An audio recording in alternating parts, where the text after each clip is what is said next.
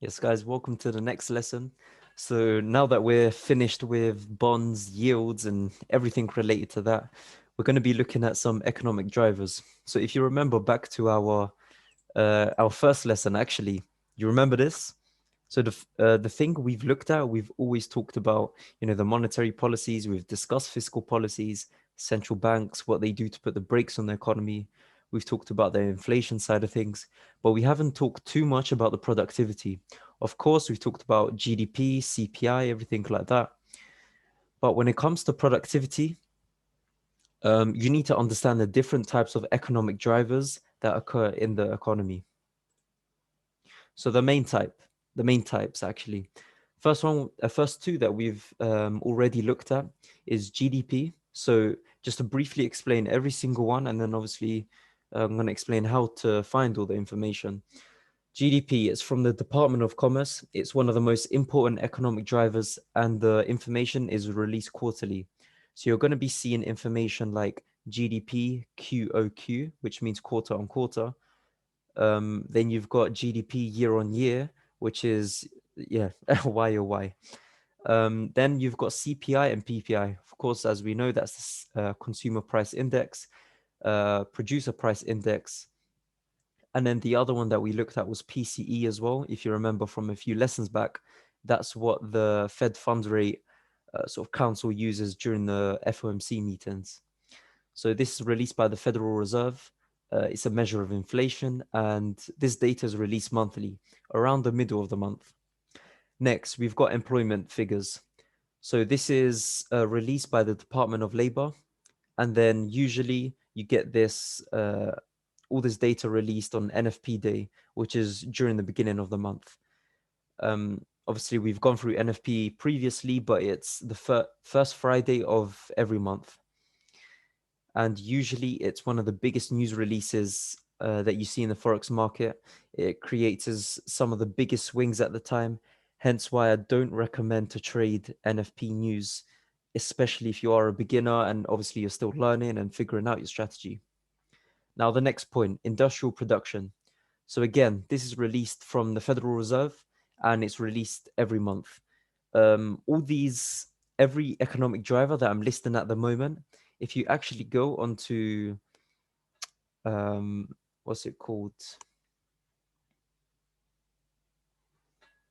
Let me just bring it up 1 second. Oh yeah, Forex Factory. If you go onto Forex Factory and you go down every single day, you're gonna see all of these things pop up, and you'll understand now. Okay, so now I understand what it is, I understand where it comes from, what it means, and then how it impacts the economy. Next thing is home sales. So this is from the Department of Commerce. It measures contracts on new and existing homes. And again, this is released monthly. As you can tell, a lot of this data is released monthly, so that's why we've always got to keep on top of it. And of course, next relating to home sales is the construction spending. So again, from the Department of Commerce, it's a measure of the amount of construction that occurs per month, and this is again released monthly. So you might be wondering, why do we even look at things like construction spending? Now, the main thing is because the construction industry takes up so much of particularly imports, the import market, and employment and everything like that.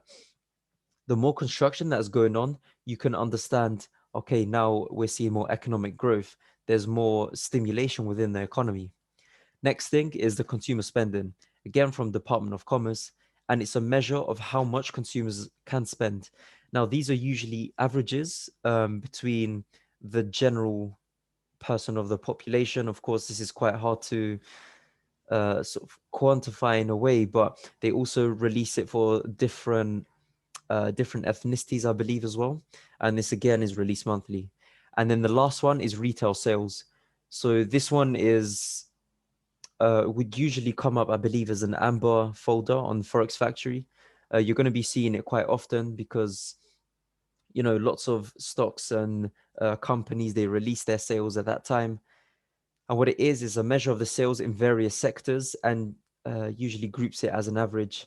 Of course, this is one of the best indicators as well, understanding is the economy growing at the time, because it's all interlinked and related. If you've got more increased sales, you can also expect higher consumer spending.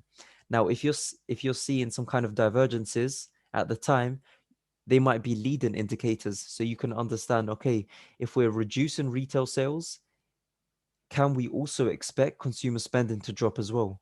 Then when the data is released, you can see, ah, yes, they're both dropping at the same time.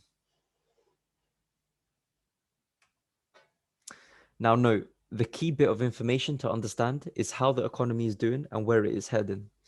So these are all the key economic drivers that we will look at, but sometimes some of them carry greater weight than others. For example, on the 28th of July of this year in 2021, we had the FOMC meeting where they stated that they will consider a taper announcement if they see progressive data in the employment figures. They specifically hinted at the employment figures. Therefore, over the next few months, the employment data, the unemployment, and the rest of the NFP data that is released in the first week of every month, it's essential to understanding the direction of DXY. And here's one tip I always give: think smart in fundamentals and know where the attention is. The only way you're going to know this is by actually doing your own research. Well, of course, I'm going to be doing my fundamental breakdown, so that's going to help.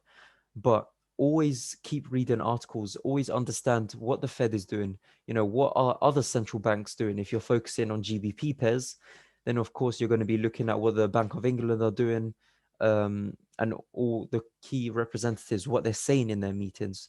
Are they looking for employment figures as the Fed is, for example? Now, when they particularly, highlight one bit of the economic drivers, in this case is the employment figures, you must always consider that as at the top of the hierarchy of all of this.